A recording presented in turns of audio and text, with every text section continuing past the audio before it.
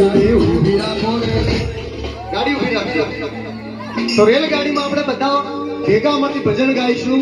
તમે દરેક જણા પોતાના બે હાથ ઊંચા કરશે અને નરસિંહ મહેતા જેમ કરતાલ વગાડતા તેમ બંને હાથમાં કરતાલ વગાડવાની છે અને ધીરે ધીરે ગાડી ચલાવવાની છે.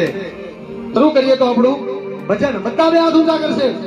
તું રંગાઈ જાને રંગમાં, તું રંગાઈ જાને રંગમાં, રાધે શ્યામ તું રંગમાં, મારી મીરા મારી સંગમાં, રંગાઈ જાને રંગમાં, તું રંગાઈ જાને રંગમાં. ગાડીમાંથી કોઈ નીચે ઉતર્યો તો બેસી જજો, ગાડી ઉપડે છે.